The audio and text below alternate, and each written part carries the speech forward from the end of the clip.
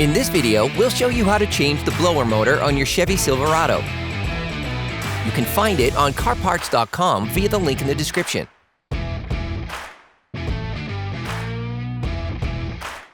Open the passenger door to give you easier access to the blower motor located under the glove box. Using a multi-bit screwdriver and a 7mm socket, unscrew the 4 plastic cover retaining screws.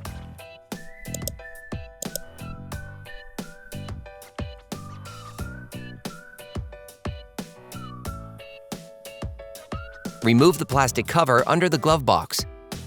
You can now see the blower motor. Unclip the cable retaining clip.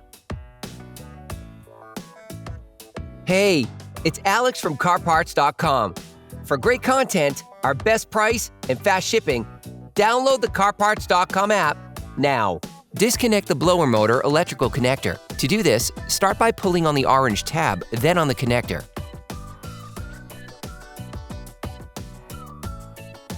Press the plastic tab, then rotate the blower motor to remove it.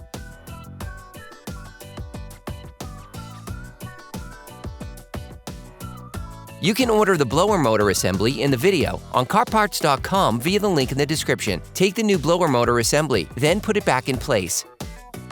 Lock it with the plastic tab by rotating it. Plug the electrical connector back in and lock it. Reclip the electrical harness.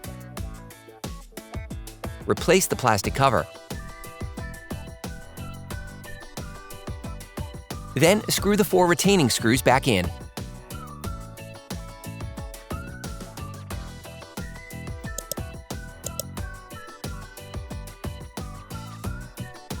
Operation complete.